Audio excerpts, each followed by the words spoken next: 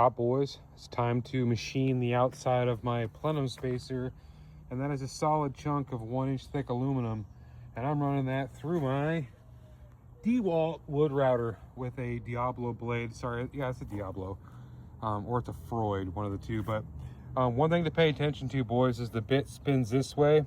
You want to feed your material into the blades, and the blade comes this way. You want it to push your material back towards you.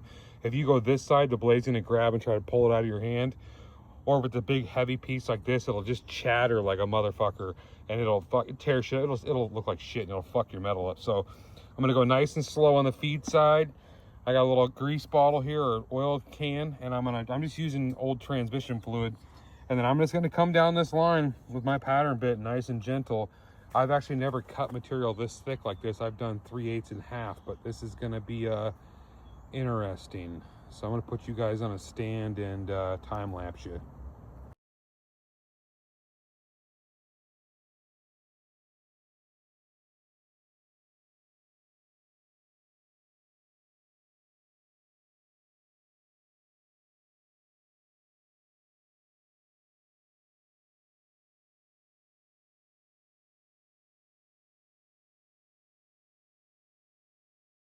So here it is after I got done running it through my milling machine, and as you can see, boys, we made some chips. I mean, that's pretty fucking substantial. Shit's fucking everywhere.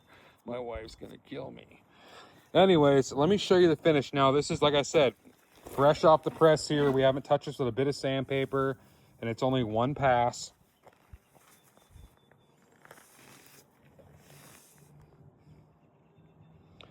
There's a cut a little whip-de-whiz, but I've only gone around it once. I'll do a cleanup pass on that, and then a little 320 grit sandpaper, and she's perfect.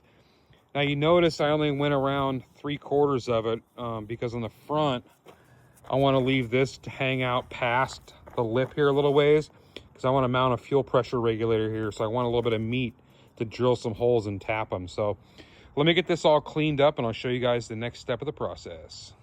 All right, boys, let's get these two parts washed up. Now I'm going to tell you this. You married guys know about washing car parts in the sink. They don't like that too much. And the pro tip, guys, if you walk in here and the kitchen sink is full of dishes, just move them to the side. That way you have plenty of room to work. Let's get this washed up, boys. And then I just put it right there on the drying rack with the rest of the dishes. That way she appreciates the fact that I didn't walk this across the house, drip all over her floors. I let it dry here with the rest. Be considerate, boys. It's important. Here she is all sanded up, boys. I just got this sitting on here to show you how nice that turned out. Out of the router, and I hit that with some 180 grit. And then nice and tight all the way around, bud. Looks good. And then as you can see, I left this little shelf right here.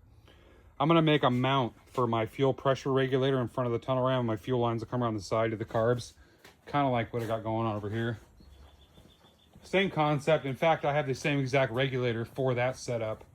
As you can see, I made this bracket on this one that mounts the regulator, and it's cool because the lines come out the side and feed both carbs out of one regulator. Keeps it kind of cool and tidy. That's gonna be it for today, boys. I'm gonna shut this down and go enjoy some time with the wife, but on the next video, I'll show you guys how I cut the inside profile out. That's going to be an even bigger bitch, so stay tuned, boys.